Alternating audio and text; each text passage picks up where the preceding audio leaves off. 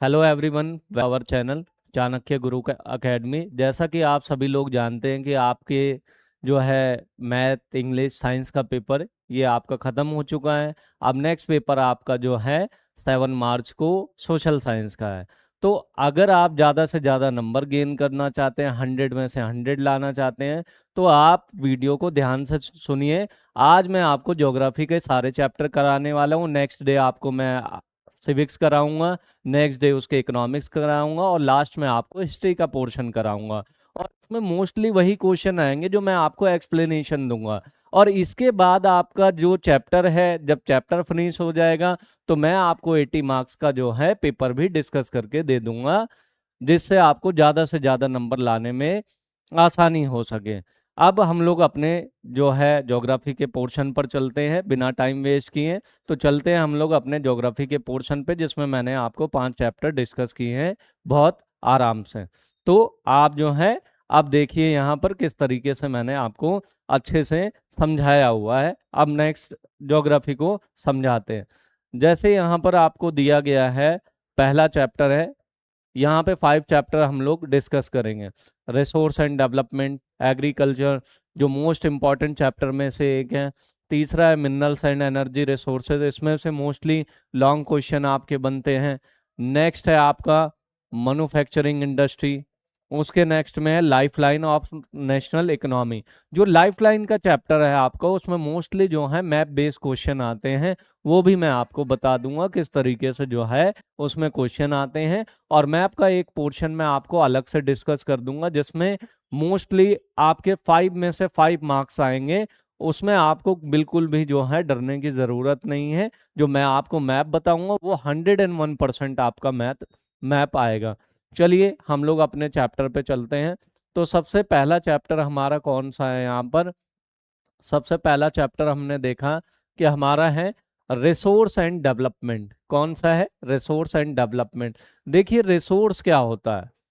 Resource में अगर हम लोग बात करें तो रिसोर्स एक ऐसा सोर्स है, जैसे अगर मैं किसी चीज का यूज करता हूं तो वो रिसोर्स हो जाता है।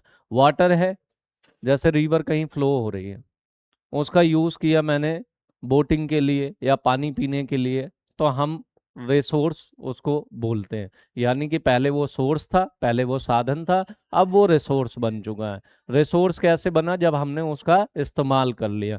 तो वो चीजें हैं रिसोर्स में, कोई भी बायोटिक या अबायोटिक कंपोनेंट हो उसे हम रिसोर्स कहते हैं। तो बायोटिक कंपोनेंट में सारे लिविंग थिंग्स आ गए। अबायोटिक कंपोनेंट में सॉइल हो गया, माउंटेन हो गया, आपका रिवर हो गई, जिसके बिना ह्यूमन सरवाइव ही नहीं कर सकता, इस अर्थ पर उसे अबायोटिक कंपोनेंट कहते हैं। तो हम लोगों ने यहाँ ये चीज देखी। तो आप देखिए यहाँ पर हम लोग बात करेंगे टाइप्स ऑफ रिसोर्स, रिन्यूएबल और नॉन रिन्यूएबल रिसोर्स है। रिन्यूएबल जो अभी हाल ही में जनरेट हुआ है, नॉन रिन्यूएबल जिसको हम लोग ट्रेडिशनल रिसोर्स भी कहते हैं, जिसमें आप लोग फॉसिल फ्यूल को पढ़ते हैं। और रिन्यूएबल में क्या है, आप लोग जो है सोलर एनर्जी को पढ़ते हो, विंड एनर्जी को पढ़ते हो, जो अभी हाल ही में टेक्नोलॉजी से जनरेट किए गए हैं। नेक्स्ट में यहाँ पर बताया है रिसोर्स प्लानिंग इन इंडिया। क्या चीज है? Resource planning in India. अब रिसोर्स प्लानिंग क्या चीज है? रिसोर्स प्लानिंग का मतलब यहाँ पर यह होता है कि हम लोग किस तरीके से रिसोर्स को सस्टेन करें। रिसोर्स को सस्टेन करने का मतलब ये होता है कि इन फ्यूचर जो जनरेशन है वो भी इन रिसोर्स का यूज कर सकें और इनको एक लंबे समय तक चला सके। जैसे हम लोग कहते हैं हमारे पास कोल माइंस हैं, 2050 में वो सब खत्म हो जाएगी। तो हमें एक अल्टरनेट सोर्स ढूंढना पड़ेगा, जिससे हम लोग क्या देखते हैं, जिससे हम लोग अपने डेवलपमेंट या अपने ग्रोथ को जो है प्रमोट कर पाएंगे। नेक्स्ट में हमारा है land uses pattern and changes over time. अब land use pattern and changes over time, एक समय के बाद, जैसे आपने देखा होगा कि पहले एग्रीकल्चर 78%, फिर 75%, फिर 64%। तो टाइम के अकॉर्डिंग ये चीजें कम होती जा रही हैं। इसके पीछे रीजन क्या है? इसके पीछे रीजन है इंडस्ट्रियलाइजेशन, रीजन है सिविलाइजेशन, रीजन है आपका इंफ्रास्ट्रक्चर का ग्रो होना, चाहे हाईवे बनना, चाहे रेलवे ट्रैक बनना, चाहे रोडवेज बनना। तो इस वजह से जो है टाइम के अकॉर्डिंग चीजें कम होती चली जाती हैं धीरे धीरे। उसके अलावा हम लोग यहाँ पर देखेंगे land degradation causes and control measure.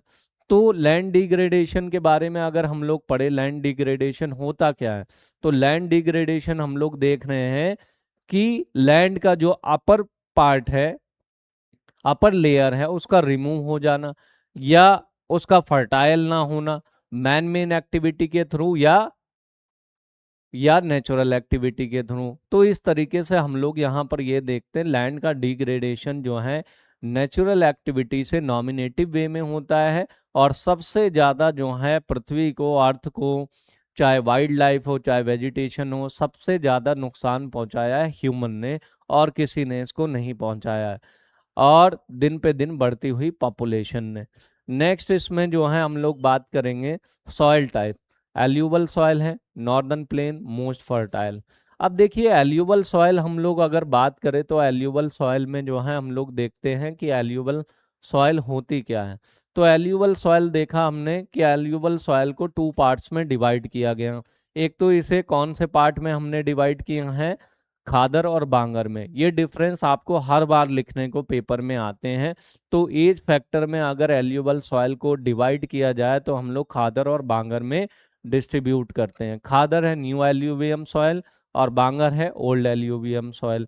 Khadar more fertile है, बांगर लेस फर्टाइल है। अब खादर मिलता कहाँ है, खादर नदी के किनारे वाला जो एरिया होता है, बैंक किनारे वाला जो बैंक वाला एरिया होता है थोड़े डिस्टेंस में, वहां मिलता है। और बांगर मिलता है उससे कुछ दूर पे जाके। तो हम लोगों ने देखा खादर और बांगर। फिर हम लोग देखते हैं ब्लैक सॉइल। ब्लैक सॉइल में जो है आपने ब्लैक सॉइल में एग्रीकल्चर में भी पढ़ोगे आप लोग, जो है इसमें जो है कौन सी क्रॉप्स ग्रो होती, कॉटन की क्रॉप्स या जूट की जो है क्रॉप्स ग्रो की जाती है। ठीक है।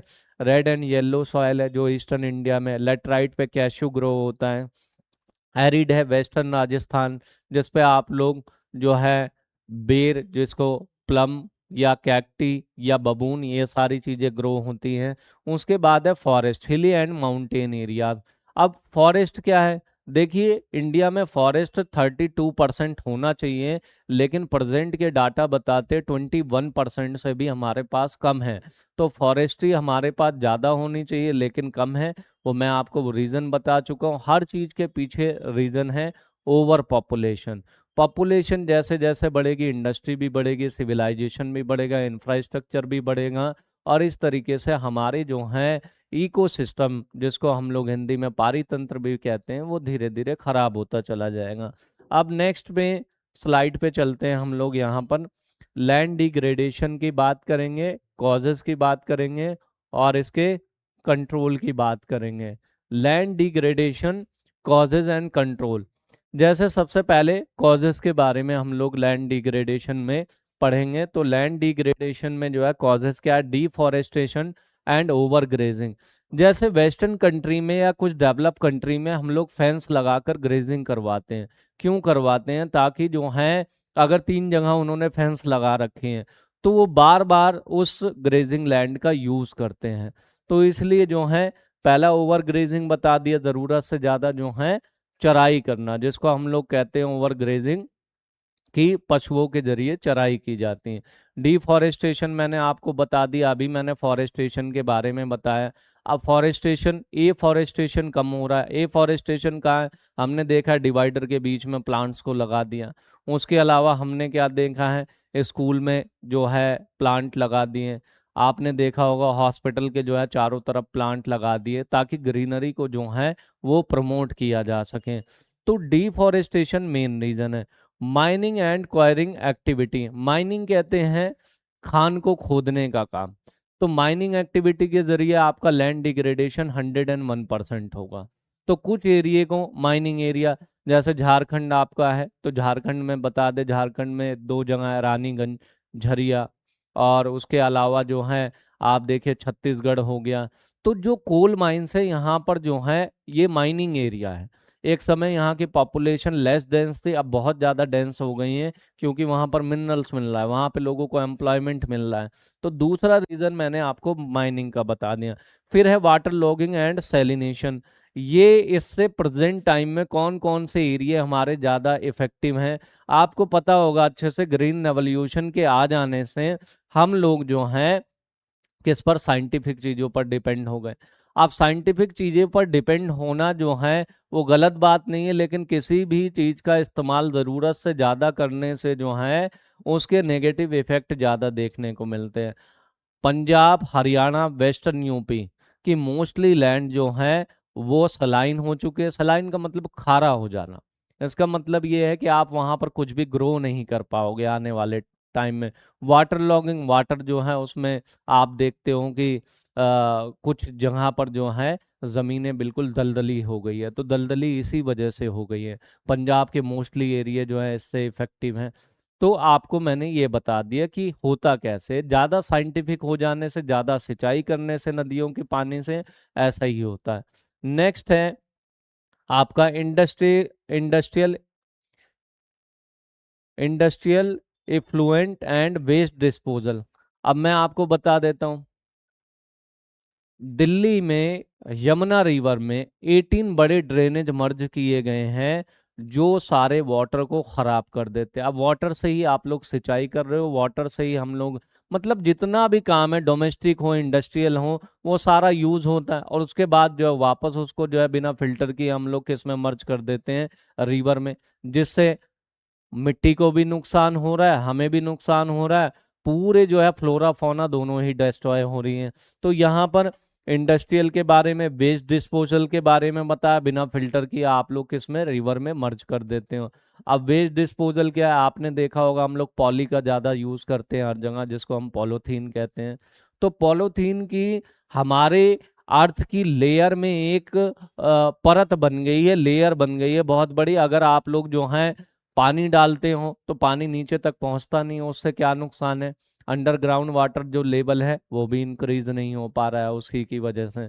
तो अगर हम लोग आने वाले समय में पॉली का यूज कम कर देंगे तो बहुत सारे जो है इकोसिस्टम में जितने हमारे फ्लोरा फौना है उसको बचा सकते हैं।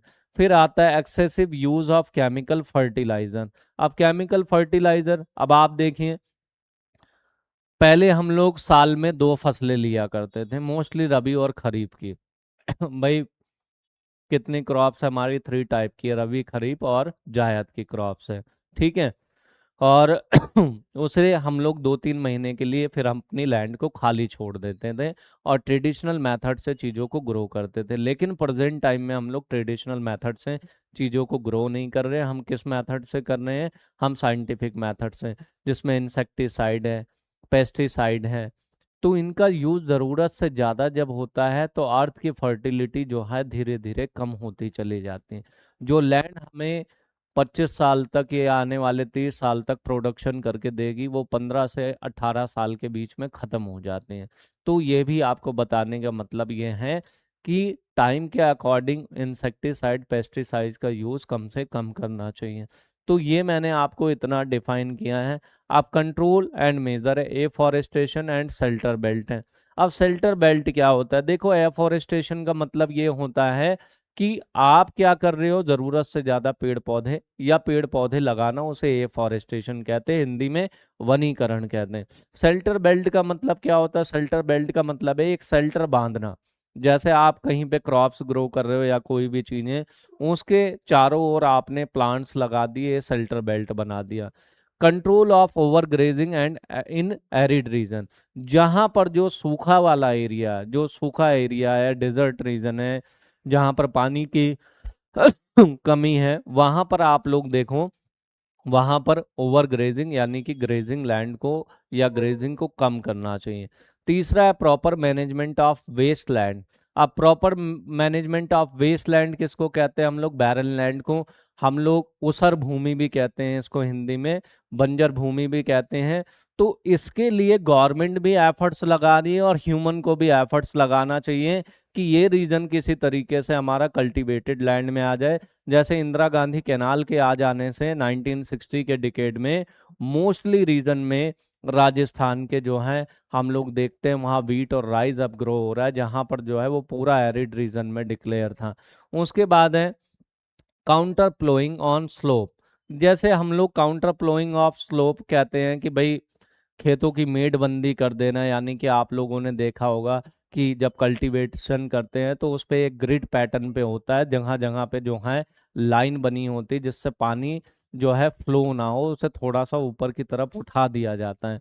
नेक्स्ट है regulation of mining activity. Regulation का मतलब होता है नियम और कानूनों पर आधारित। एक नियम से अगर रेगुलेट चीजों को करेंगे माइनिंग को, तो हम लोग देखेंगे कि उससे कम जो है लैंड को नुकसान होगा। अब हम लोग आगे चलते हैं। अब चैप्टर नंबर 2 है आपका एग्रीकल्चर, जो मैंने अभी पीछे भी आपको बता रखा है। अब एग्रीकल्चर में आपको कौन कौन से मोस्टली क्वेश्चन पूछे जाते हैं? भाई टाइप्स ऑफ क्रॉप्स है आपकी, जो मैंने अभी बताई, रबी, खरीफ और जायद की क्रॉप्स हैं। जायद की क्रॉप्स मोस्टली आपको आता है लिखने के लिए एमसीक्यू में, और इसमें से लॉन्ग क्वेश्चन आपके 101% बनेंगे। वो कमर्शियल फार्मिंग को लेकर बनेंगे या प्लांटेशन क्रॉप्स को लेकर बनेंगे। अब प्लांटेशन क्रॉप्स क्या है, कमर्शियल क्रॉप्स क्या है, ये हम लोग अभी आगे इसमें डिस्कस करेंगे। भाई देखो, एक समय एग्रीकल्चर लैंड था, इसमें जो है हम लोग देखते हैं ट्रेडिशनल फार्मिंग होती थी, जिसको हम लोग कहते थे एंशियंट टाइम के फार्मिंग, जो आदिवासी लोग करते थे। उसके बाद जो है इंसान धीरे धीरे अपनी ग्रीड के लिए, अपने एम्पावर को बढ़ाने के लिए, एम्पायर को बढ़ाने के लिए उसने क्या किया, उसने कमर्शियल क्रॉप्स ग्रो करने लग गया। तो हम लोग देखते हैं, अब कमर्शियल क्रॉप्स बता देता हूँ। रबड़ हो गई आपकी, शुगर केन हो गया, टी हो गई, कॉफ़ी हो गई। इनकी डिमांड ग्लोबल लेवल पर है, ना कि नेशनल लेवल पर है। चले आगे पढ़ते हैं इसमें। Agriculture has the highest question frequency. इसमें ये क्या है कि ज़्यादा से ज़्यादा इसमें क्वेश्चन पूछे जाते हैं क्रॉप्स की कंडीशन में, जैसे वीट को ग्रो करने के लिए क्या करना है, राइस को ग्रो करने के लिए क्लाइमेटिक कंडीशन क्या होनी चाहिए, ये सब है। सीजन के बारे में, इम्पैक्ट ऑफ ग्रीन रेवोल्यूशन के बारे में, ये सब चीज़ें आपको बताई गई हैं। चलिए देखते हैं क्रॉपिंग सीजन के बारे में। क्रॉपिंग सीजन में हम लोग देखते हैं खरीफ है, रबी है और जायद की क्रॉप्स हैं। ये कब बोई जाती हैं? जून से जुलाई के बीच में बोई जाती। जून से जुलाई के बीच में ही ये सारी फसलें क्यों बोई जाती? क्योंकि उस समय मानसून इंडिया में आ जाता है। मानसून इंडिया में कहाँ से आता है? दो जगह से एंट्री लेता है, एक तो अरेबियन सी से, दूसरा बे ऑफ बंगाल से, और उसके अलावा ये पूरे उत्तर भारत, मिडल भारत में वर्षा करते हैं। बस एक बात का ध्यान रखना, साउथ इंडिया में जो है ठंड के समय में बारिश सबसे ज़्यादा होती है, क्योंकि रिटर्न मानसून से वहाँ पर जो है रेनफॉल होती है। ठीक है, बाद में जो है इसके बारे में अगर ज़रूरत होगी तो और अच्छे से मैं आपको एक्सप्लेनेशन दूंगा। देखिए, जून से जुलाई में, और हार्वेस्ट का मतलब है फसलों को काटा कब जाता है? सितंबर से अक्टूबर के बीच में काटा जाता है। इसमें कौन सा? राइस, मेज, ज्वार, बाजरा, cotton, jute, groundnut, sugarcane, ये सारी चीजें आपको मैंने बता दी है खरीफ सीजन में। दूसरा आ जाते हैं रबी सीजन में। रबी सीजन में हम लोग देखते हैं ये है सोन अक्टूबर से नवंबर, और हार्वेस्ट कर ली जाती है मार्च अप्रैल। यानी कि बेटा इसको बोया जाता है अक्टूबर से नवंबर के बीच में। इसको आप लोग याद रख सकते हो, विंटर में जो है रबी की क्रॉप्स जो हैं ये सोन की जाती हैं। इसमें क्या है, हार्वेस्ट यानी फसलों को काटा जाता है मार्च से अप्रैल में। वीट है, बेरली है, पी है, ग्राम है, मस्टर्ड है, ये सारी चीज़ें आपका उसमें ग्रो की जाती हैं।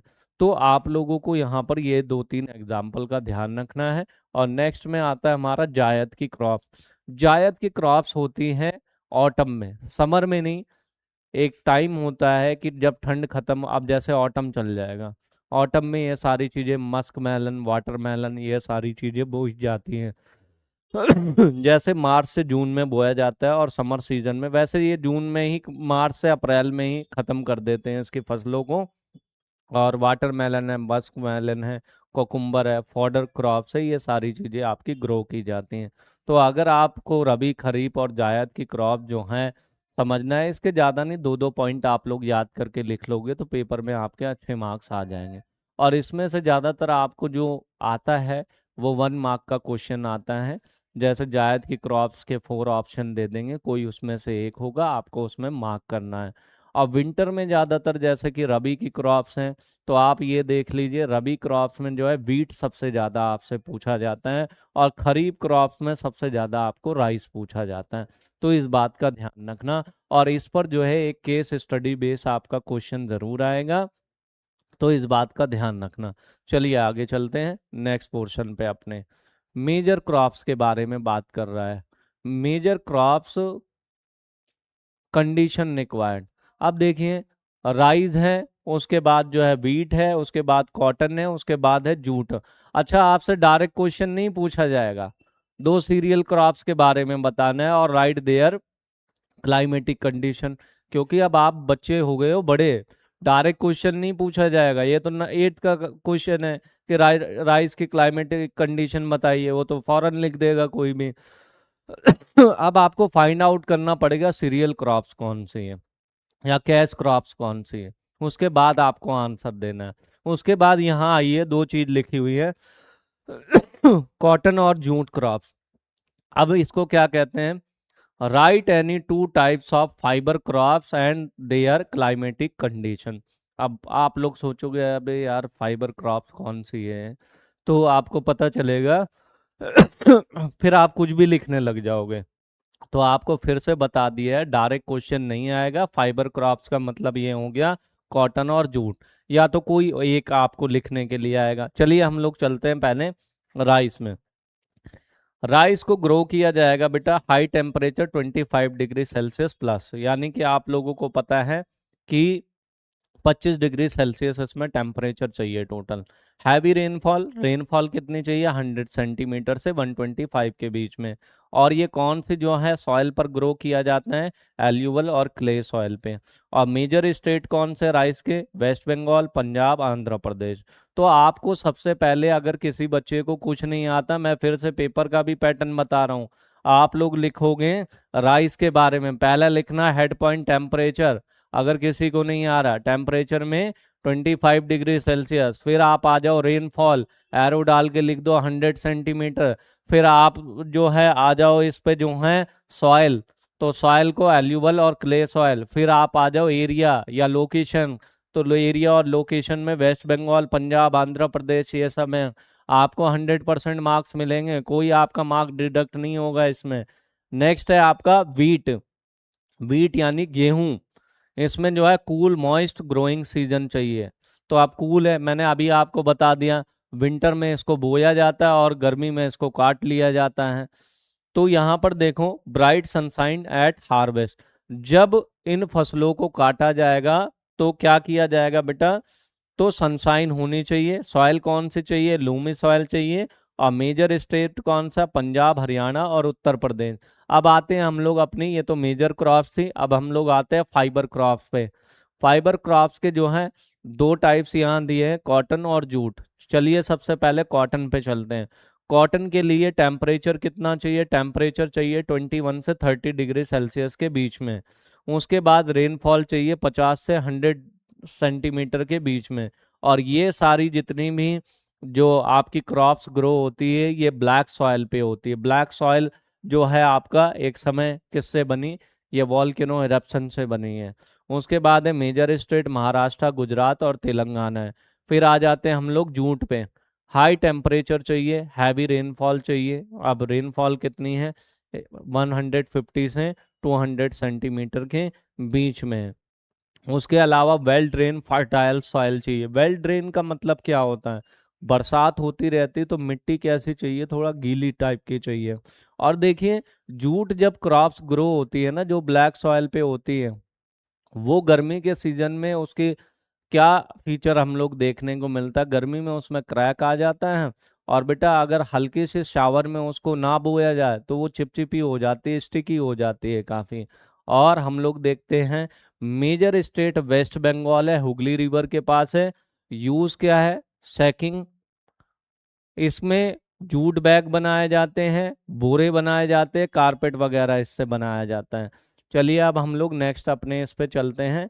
नेक्स्ट में ग्रीन रेवोल्यूशन को पढ़ेंगे। किसको पढ़ेंगे, ग्रीन रेवोल्यूशन को। मैं आपको एक और चीज अच्छे से बता देता हूँ, ग्रीन रेवोल्यूशन इंडिया में आया था कौन से प्राइम मिनिस्टर के टाइम में? लाल बहादुर शास्त्री के टाइम पे आया था, जब उन्होंने जय जवान जय किसान का नारा दिया था, जय जवान जय किसान का जो है स्लोगन दिया था। हमारी 1962 में वॉर हुई थी किसके साथ? इंडिया चाइना की वॉर हुई। और 1965 में किसके साथ वॉर हुई थी? पाकिस्तान के साथ हुई थी। 1964 से लेके 66 के बीच में लाल बहादुर शास्त्री का टाइम पीरियड था। उसके बाद है ताशकंद जो है कॉरपोरेशन के दौरान उनकी डेथ हो गई। और उसी के टाइम पीरियड में जो है ये आपका ग्रीन रेवोल्यूशन आया इंडिया में। चलिए, the green revolution 1960 to 1970 dramatically increased food grain production through modern technology। की कंपोनेंट HYV सीड, जैसे high yielding variety of seed कहते हैं, expanded irrigation, chemical fertiliser, pesticide. अब देखें, ग्रीन रेवोल्यूशन का इफेक्ट सिर्फ और सिर्फ पंजाब हरियाणा वेस्टर्न यूपी में ही पड़ा है, ध्यान रखिएगा। जहां जहां रिवर है वहीं वहीं ग्रीन रेवोल्यूशन का इफेक्ट देखने को मिलेगा, बाकी जगह पर इसका नेगेटिव इफेक्ट देखने को मिला है। जब भाई पानी ही नहीं होगा, नदी ही नहीं होगी, तो आप सिंचाई कहाँ से करोगे? ठीक है, तो ग्रीन रेवोल्यूशन पूरी तरीके से जो है इरिगेशन पर डिपेंड है, बाकी साइंटिफिक चीजें बाद में है इसके। उसके बाद है मेन है पंजाब हरियाणा वेस्टर्न यूपी, जैसा मैंने आपको पहले बता दिया था।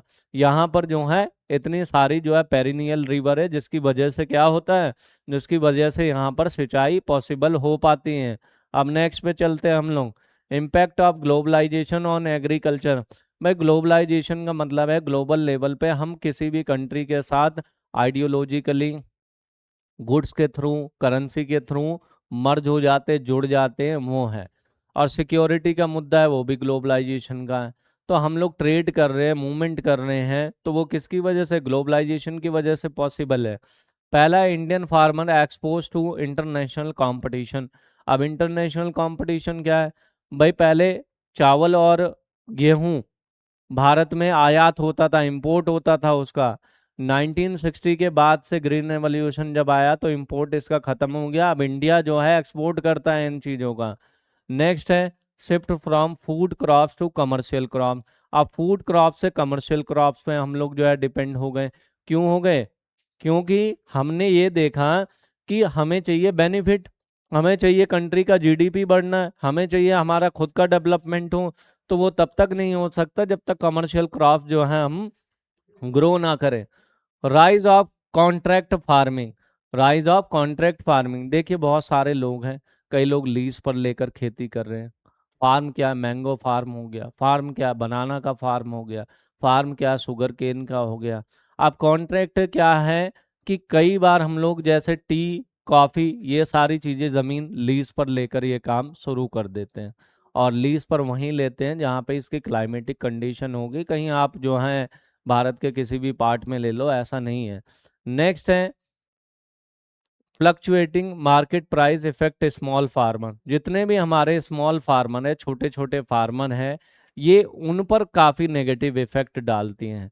क्योंकि जो मैक्सिमम सेलिंग प्राइस है, मिनिमम सेलिंग प्राइस है, वो गवर्नमेंट डिफाइन तो कर देती है, लेकिन हमारे पास गवर्नमेंट के पास स्टॉक कम हो जाता है, फिर बाद में उसे औने पौने दाम पर बेचना पड़ जाता है। तो आप लोग ये देखिए, इसमें जो स्मॉल स्केल फार्मर है, जो छोटे पैमाने के किसान हैं, उनको ज़्यादा जो है नुकसान होता है। अब यहाँ पर है access to better technology and seeds. अब क्या है access to better technology and seed? Seeds के बारे में, HYV सीड्स के बारे में हम लोगों ने अभी बात की। तो हम लोग यहाँ पर ये चीज़ों को देखते हैं। अब देखो, technology, institutional reform, land reforms and cooperative farming. Cooperative farming क्या है? जैसे मेरे पास खेती बाड़ी कम है या लैंड छोटा है, काफ़ी स्मॉल पैचेस ऑफ लैंड है, तो हम लोग जो है 10 फार्मर मिलकर एक साथ वही चीज़ों को ग्रो करेंगे, और जो मुनाफा आएगा उसके बाद मार्केट में सेल होने के बाद उसको डिस्ट्रीब्यूट कर लेंगे। लैंड रिफॉर्म्स हो चुकी, जमींदारी प्रथा अब है ही नहीं है, गवर्नमेंट ने इस पर लगाम कस दी है, तो लैंड रिफॉर्म्स हो चुका है। Crop insurance and minimum support price, जो MSP के बारे में मैंने बताया। क्रॉप इंश्योरेंस ये है कि भाई इंश्योरेंस आपको लेना चाहिए अब आज के टाइम में। अब इंश्योरेंस से क्या होता है, जो आपकी फसलें खराब होगी उसका आपको मेहनत आना, मतलब आपको कंप्लीटली ना भी मिले तो कम से कम उसका 80% भी मिल जाएगा, तो आप कहोगे यार मैं नुकसान में नहीं हूँ, क्योंकि देखो, हर बार तो ऐसा नहीं होगा कि फ्लड आ जाएगी, हर बार ऐसा नहीं होगा कि ड्रॉट आ जाएगा, सूखा पड़ जाएगा। ये समय के साथ साथ आते हैं, समय के साथ साथ खत्म हो जाते हैं। Expansion of irrigation facility. Irrigation facility के लिए हमने ट्यूबवेल लगा रखा है, लेकिन ट्यूबवेल ट्यूबवेल है, वेल है, अलग अलग तरीके से जो है सिंचाई होती है। उसके अलावा है किसान क्रेडिट कार्ड स्कीम है, तो ये सारी हैं। ये सब ज़्यादातर जैसे पंजाब हरियाणा हम लोग देखते हैं कि हमारे टीवी पर भी ऐड आता है इसका, किसान क्रेडिट कार्ड का। अब किसान क्रेडिट कार्ड क्या है?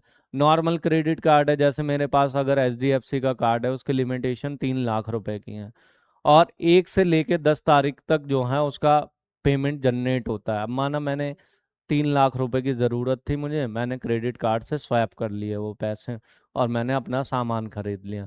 अब नेक्स्ट मंथ में मैंने बिना किसी इंटरेस्ट के उतना पैसा जो है क्रेडिट कार्ड का बिल भर दिया, तो मुझे कोई चार्ज नहीं लगे। अगर मैं बैंक से लूँगा या किसी और थर्ड पर्सन से लूँगा तो मुझे उसका इंटरेस्ट पे करना पड़ेगा। यही क्रेडिट कार्ड की खासियत होती है। चलिए चलिए आगे चलते हैं।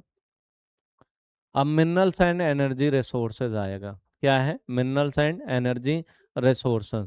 अब हम लोग देखेंगे, इसमें मैप बेस्ड क्वेश्चन भी आने वाले हैं आपको, और इसमें डिफरेंस आपके पूछे जाने वाले हैं। तो हम लोग देखते हैं मिनरल्स एंड एनर्जी रिसोर्सेज। अब मिनरल्स क्या है भाई? मिनरल्स आप किसी भी चीज़ को मिनरल्स कह सकते हो, चाहे वो फॉसिल फ्यूल हो, चाहे आपका रिन्यूएबल हो, नॉन रिन्यूएबल हो, कोई भी चीज़ हो उसको आप मिनरल्स कह सकते हो। ठीक है? जो कंट्री को, ह्यूमन को आगे की तरफ ले जाए, जिससे देश जो है, जैसे पहले गोल्डन एज कहा जाता था इंडिया को, वो इसीलिए कहा जाता था यहाँ रिसोर्स और मिनरल्स की किसी भी चीज़ की कोई कमी नहीं थी, जो कि प्रेजेंट टाइम में है।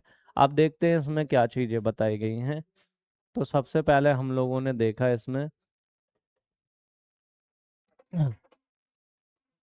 Classification of mineral. Ferrous mineral है, नॉन फेरस मिनरल है, नॉन मेटेलिक मिनरल्स हैं। फेरस मिनरल्स के बारे में हम बात करेंगे। Form the backbone of metallo metrological industry. इसमें है आयरन ओर है। आयरन ओर किसी भी कंट्री की बैकबोन होती है, आपको अच्छे से पता है। उड़ीसा, छत्तीसगढ़, झारखंड में जो है इसकी माइंस है। मैग्नीज कहाँ पे मिलेगा आपको? मैग्नीज जो हेमेटाइट और मैग्नेटाइट का टाइप का होता है, उड़ीसा, महाराष्ट्र और मध्य प्रदेश में। निकेल, कोबाल्ट, क्रोमाइट है, ये सब फेरस मिनरल्स है। आपको डायरेक्ट ये सब पूछा नहीं जाएगा, मैं फिर से बता रहा हूँ। आपको क्वेश्चन बेस्ड जो है चीज़ें पूछी जाएंगी, जैसा मैंने आपको बताया है। नॉन फेरस मिनरल्स है, do not contain iron but are vital for several industry. Bauxite है। एल्यूमिनियम का यूज़, आपको पता है एल्यूमिनियम का यूज़ हर जगह हो रहा है, उसे आयरन के साथ भी मिक्स कर दिया जाता है। उड़ीसा, गुजरात, झारखंड में इसके जो है माइंस है। उसके अलावा है कॉपर है, राजस्थान, मध्य प्रदेश है। लीड, जिंक, गोल्ड, सिल्वर, ये सारी चीज़ें हैं। ये जो गोल्ड सिल्वर ये सारी चीज़ें, ये आपका जो है कौन से मिनरल्स हैं? नॉन मेटेलिक मिनरल्स भी आप लोग कह सकते हो, और ये काफ़ी ज़्यादा प्रीसियस मेटल में भी आते हैं। उसके बाद है आपका नॉन मेटेलिक है, आपका do not contain metal but are economically important. ये आपका तांबा है जो झारखंड में मिलता है। तांबे से बेटा तांबे की तार भी बनाई जाती है, जनरेटर भी बनाया जाता है, इलेक्ट्रिक इंडस्ट्री में काफ़ी ज़्यादा काम में आता है। उसके बाद है लाइम स्टोन है, यूज इन सीमेंट इंडस्ट्री है। फिर सॉल्ट है, जिप्सम है, पोटास है। जिप्सम में क्या बनाया जाता है आपको पता है? आज इसका हमारे हाथ में चोट लग जाए, आपने साइंस में पढ़ा होगा, पीओपी, प्लास्टर ऑफ पेरिस, वो इसी से बनाया जाता है आपका। तो आप लोग ये सारी चीज़ें देख सकते हो। वाइट वॉश जो प्राइमर है, वो सब चीज़ों के लिए इसका यूज़ किया जाता है। तो इतना आपको अच्छे से समझ में आ गया होगा। फिर हम लोग देखते हैं इसमें नेक्स्ट में,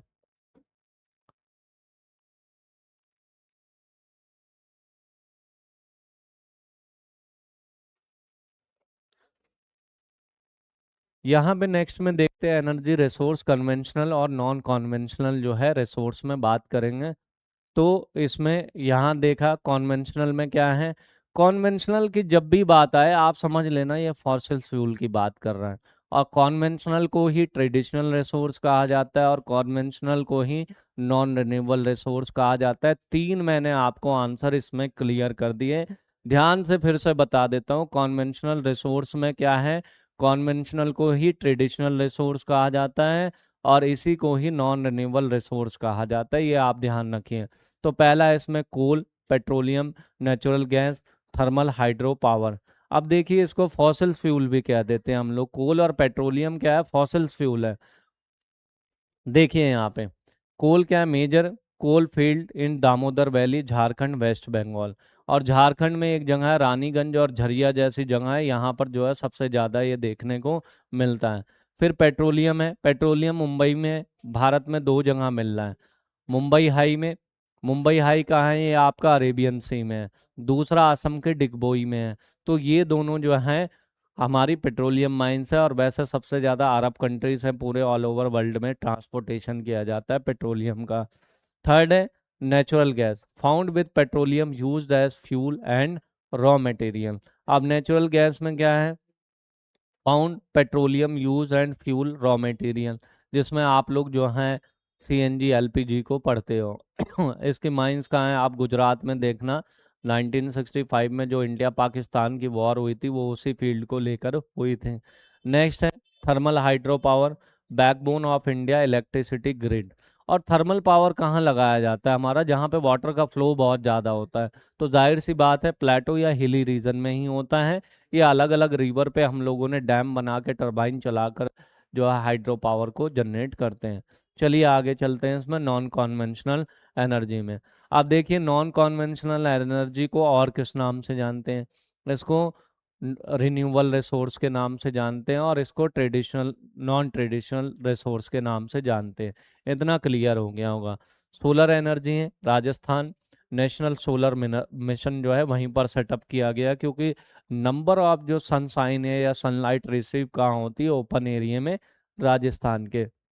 और गर्मी में इसका टेम्परेचर जो है 55 डिग्री सेल्सियस से 65 के बीच में पहुंच जाता है। नेक्स्ट है विंड एनर्जी, ये तमिलनाडु है वहाँ पर है और आंध्र प्रदेश में है। उसके बाद है बायोगैस। बायोगैस क्या, organic waste rural India uses. Biogas जो है पहले बड़ी टंकी होती है, उसमें फिर छोटी टंकी छोटी टंकी में वो सारी चीज़ें मर्ज की जाती हैं। ये एनिमल और ह्यूमन के वेस्ट से बनाई जाती हैं। तो यानी कि इसमें बायोटिक चीज़ों का यूज होना है। टाइडल एंड जियोथर्मल एनर्जी, तो ये आपका कहाँ पे होता है।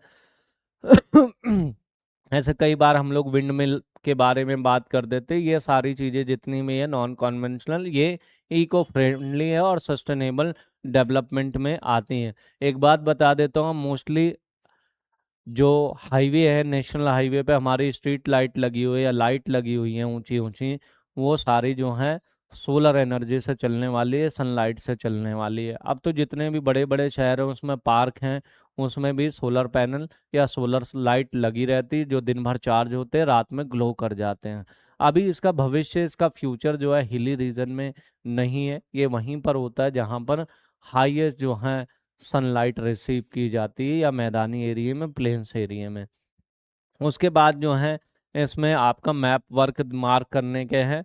आयरन ओर माइंस हैं, बेलडीला है, नोआ मंडी है, कोल फील्ड कहाँ है आपका, बोकारो है, रानीगंज है। और ऑयल रिफाइनरी जो है मुंबई हाई है, मुंबई हाई बता दिया अरेबियन सी में है मुंबई के पास। डिगबोई है, डिगबोई कहाँ पर है आपका, असम में, इसके बारे में आप लोग ध्यान रखना। अब नेक्स्ट में हम लोग चलते हैं नेक्स्ट वाले चैप्टर में आगे की तरफ, मैन्युफैक्चरिंग इंडस्ट्री। अब मैन्युफैक्चरिंग इंडस्ट्री हमारा 10th क्लास का मोस्ट इम्पॉर्टेंट चैप्टर में से एक है। मैन्युफैक्चरिंग का मतलब क्या होता है, हिंदी में इसको विनिर्माण कहते हैं। और मैन्युफैक्चरिंग का दूसरा नाम है सेकेंडरी एक्टिविटी। कई बार आपसे एमसीक्यू में पूछ लेगा भाई सेकेंडरी एक्टिविटी बताना है, तो सेकेंडरी एक्टिविटी में आप जहाँ पे मैन्युफैक्चरिंग इंडस्ट्री देखो उसे राइट कर देना, हो गया आपका काम, ठीक है। प्राइमरी एक्टिविटी को ही हम कॉस्टली चीज़ों में कन्वर्ट कर देते हैं, चाहे मशीनों के थ्रू हो चाहे हैंडमेड हो, तो उसे क्या कहते हैं, मैन्युफैक्चरिंग। भाई आप प्राइमरी एक्टिविटी कहते हो कि भाई एक घड़ा है, उससे आपने मिट्टी से मूर्ति बना दी अच्छी, तो आपने क्या देखा, तो वो मैन्युफैक्चरिंग इंडस्ट्री में आती है। तो मैन्युफैक्चरिंग में मशीनों के जरिए, हैंडमेड के जरिए जो है उसका रूप बदल जाता है, वो कॉस्टली हो जाती हैं। अब भाई आप लोग देखिए ग्रेन्स है, कॉर्न सीड है, कॉर्न सीड को हमने पॉपकॉर्न बना दिया। और शॉपिंग कॉम्प्लेक्स में, मॉल में जो है वो बहुत महंगा बिक रहा है। और हमने कहा भाई एक आप भुट्टा खरीद लो, 10 रुपए का है, फिर आपने उसी का कौन बना के बेच दिया। तो ये मार्केट है, मार्केट स्ट्रेटेजी है कि आपको पैसा कैसे कमाना है। ठीक है, चलिए आगे चलते हैं इसमें। देखें, केस स्टडी बेस इसमें से क्वेश्चन आएगा आपका increasingly commonly. Understand industry location, industry की लोकेशन को जो है फाइंड आउट करना है कि इंडस्ट्री को की लोकेशन का फैक्टर क्या है। फैक्टर क्या है? लैंड कैसी होनी चाहिए, क्लाइमेट कैसी होनी चाहिए, कैपिटल है कि नहीं है आपके पास, लेबर है कि नहीं है आपके पास, ये सारी चीज़ें उसको देखने को होती हैं। एक बात ध्यान रखना, मैन्युफैक्चरिंग इंडस्ट्री सिर्फ और सिर्फ कहाँ पर सेटअप की जा सकती है? मोस्टली प्लेन्स एरिया में की जा सकती है, रिवर राइन के आसपास की जा सकती है, समुद्र के आसपास। लेकिन यह ध्यान रखना, माउंटेन, हिली और प्लेटो रीजन में नहीं होती है ये सारी चीजें। अब देखो यहाँ पर चलिए, किसी भी इंडस्ट्री को आपको सेटअप करना है तो आपको 5-6 पॉइंट ध्यान रखने पड़ेंगे। सबसे पहले लोकेशन, फिर लेबर, फिर कैपिटल, फिर आपका, फिर आप बात करेंगे मार्केट, फिर ट्रांसपोर्टेशन, कम्युनिकेशन। ये 5-6 पॉइंट अगर आपको याद हो गए अच्छे से, तो आप देखोगे कि आपने सारा काम कर लिया आसानी से। जैसे क्या है, सबसे पहले रॉ मटेरियल। अब ध्यान से सुनिएगा बात, रॉ मटेरियल क्या है? रॉ मटेरियल जो है उससे आपको सामान बनाने के लिए चाहिए चीज़ें। अब जैसे आप लोग जो हैं, कोई चलिए एग्रीकल्चर में ही बता दो, कोई चीज़ टी वगैरह सेटअप कर रहे हो, तो उसके लिए आपको मैन्योर चाहिए, खाद चाहिए, अलग अलग तरीके की स्टील चाहिए। तो आप लोग उन चीज़ों से जो इक्विपमेंट बनाओगे वो सारी चीज़ें, रॉ मटेरियल आसपास मिलेगी तभी तो आप सेटअप कर सकते हो, नहीं तो नहीं। तो रॉ मटेरियल क्या होता है? इंडस्ट्री का एक तरीके से बैकबोन होता है। Industry prefer location close to raw material source to reduce transportation cost. Example iron steel near coal and iron ore field. आप देखो आयरन और स्टील इंडस्ट्री कहाँ है? बोकारो में है, वेस्ट बंगाल में है, आपका उड़ीसा में है। तो यहाँ पर जो है कोल या आयरन माइंस के आसपास होनी चाहिए। फिर यहाँ नेक्स्ट दिया है आपका लेबर सप्लाई। लेबर सप्लाई, हमें लेबर दो तरीके की चाहिए, एक स्किल्ड चाहिए, दूसरी अनस्किल्ड चाहिए। भाई हमारी फैक्ट्री में बहुत से काम ऐसे होते हैं जो अनस्किल्ड लेबर पे है, जैसे साफ सफाई करना, जैसे जो है सामान को उतारना चढ़ाना। उसके बाद है स्किल्ड लेबर, जो उसमें काफी ज्यादा जो है एक्टिव हो चुकी है, उसको पता है काम को कैसे जल्दी से निपटाना है, उसको हम स्किल्ड लेबर कहेंगे। तो हर एक फैक्ट्री के लिए जो है स्किल्ड अनस्किल्ड दोनों तरीके की लेबर चाहिए होती है। स्किल्ड कम होती है हर फैक्ट्री में या कंपनी में, अनस्किल्ड लोग ज्यादा होते हैं। नेक्स्ट है आपका water and power supply. Water and power क्या है? शक्ति के साधन भी चाहिए। वाटर क्या है? पानी चाहिए भी किसी भी इंडस्ट्री को। Continuous supply of water and electricity is essential for most manufacturing process. Major industrial hub are near river और पावर ग्रिड्स। क्योंकि बेटा बिना उसके जो है आप इलेक्ट्रिसिटी के कोई काम नहीं कर सकते। मशीनों को किससे चलाया जाता है? इलेक्ट्रिसिटी से चलाया जाता है। उसके अलावा देखिए यहाँ पर क्या है, ट्रांसपोर्ट एंड मार्केट। ट्रांसपोर्ट को 2 मिनट के लिए छोड़ दिए, पहले हम लोग मार्केट की बात करेंगे। मार्केट क्या है? आपके आसपास की होनी चाहिए। हमें 3 मार्केट की ज़रूरत पड़ती है, लोकल मार्केट, स्टेट मार्केट और नेशनल मार्केट।